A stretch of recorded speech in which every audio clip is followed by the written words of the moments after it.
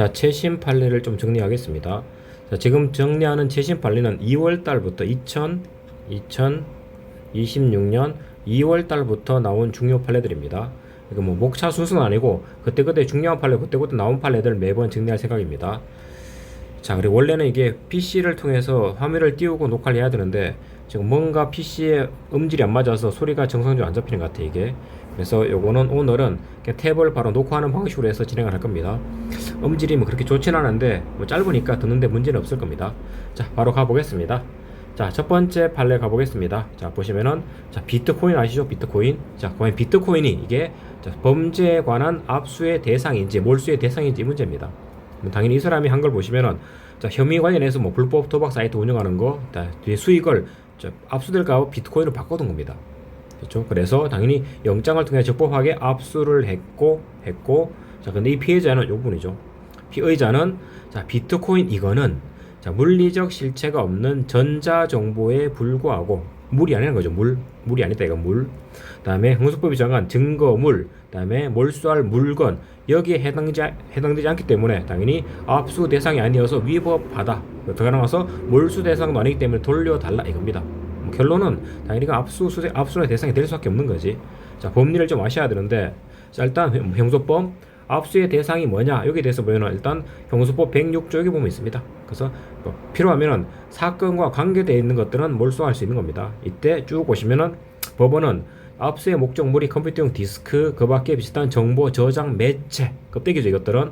자, 이 경우에는 껍데기는 가져봤자 의미가 없어요 이거는. 그러니까 그 매체에 기억된 정보 범위를 정해서 출력하거나 복사하는 방법으로 가져갈 수가 있죠. 가져갈 수 있죠.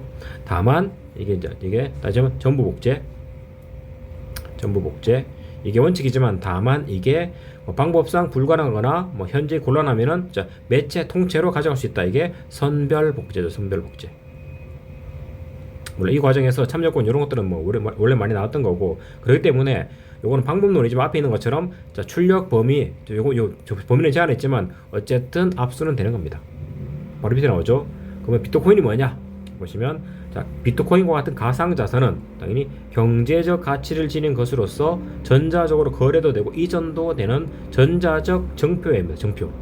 그리고 이 비트코인은 그 중에서 가상자산 일종으로서 전자지갑에 집어넣으면 독립적으로 관리도 할 수 있고 저장된 개인 키번호 이거를 통해서 거래도 이루어집니다. 그렇죠? 그렇게 본다면 결국 비트코인도 경제적 가치를 실질적으로 지배하는 것과 마찬가지입니다. 됐죠? 그렇기 때문에 밑에 보시면은 조문상 여기 법원 여기 수사 대상에는 유체물 정보가 당연히 포함이 되고 그리고 비트코인도 독립적 관리 가능성, 거래 가능성, 경제 가치 등등등 다 갖췄기 때문에 압수 대상이 당연히 됩니다. 그리고 압수했으면은 몰수 대상 당연히 되는 거고. 그렇죠? 결론은 피의자 주장은 뭐 타당성이 없다. 당연히 항고 제한고 다 기각되겠죠. 이게 이제 몇십억이 되다 보니까 소송을 통해 싸웠는데 결론 돌려받지 못했습니다. 문제가 그래서 1번 같은 경우 보시면은 뭐 비트코인도 단순한 전자정보에 불과한 게 아니고 이것도 당연히 몰수 압수의 대상이 됩니다. 다음에 법리를 좀 더 들어가면은 있는 것처럼 전자지갑을 통해서 독립된 관리가 가능하고 개인 키를 매개로 통제도 할 수 있고 다음에 자, 조문에서 점검을 몰수할 수 있고 사료된 물건은 당연히 재형 법정주의라든가 강제성 법정주의 원칙상 물리적 이런 말이 아닙니다. 요 조문 안에는 물리적만 있는 게 아니고 정보매체가 포함됩니다. 잘못됐고 다음에 마지막 뭐 예외한 게 말장난하는 거죠. 자, 비트코인이 독립적 관리 가능성, 거래 가능성을 갖추어서 압수 대상에서 제외적으로 포함될 수 있다면은 물리적 실체가 없는 가상 자산이 할지라도 뒤에 최종적으로 종국 처벌인 몰수 대상도 될 수가 있는 겁니다. 그렇죠?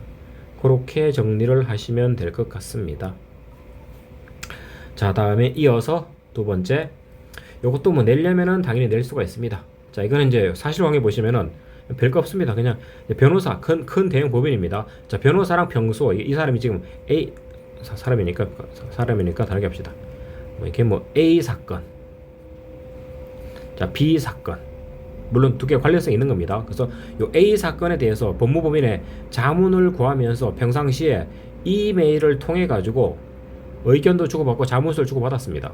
자, 그러다가 요 B 사건이 관련된 게 이제 기소가 되니까 요 사건에 관한 영장을 통해서 저 관련 사건으로서 요 이메일까지 다 압수한 겁니다. 압수. 압수수색. 근데 문제는 요 자문을 구하는 내용 속에는 이 비범죄와 관련되는 증거물이 같이 되어 있는 겁니다.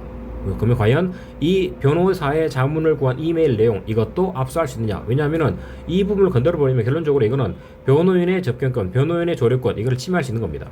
과연 이게 변호인 조력권 침해냐 우리 판례 그렇답니다. 이게 중요하지 당연히. 그래서 여기 보시면 압수된 이메일 등에는 선행 사건의 변호인인 법무부인 광장 뭐 큰데죠. 변호사들과 방어권 행사를 위해 주고받은 의견서, 진술서, 피고인 신문상, 반대 신문상 뭐 중요한 내용이 다 들어가 있는 겁니다. 이것만 있으면은 그럼 뭐 소송 이길 수 있는 거지. 되겠죠? 이거를 압수하니까 이거 압수 취소해줘라고 주장한 걸 제기한 겁니다.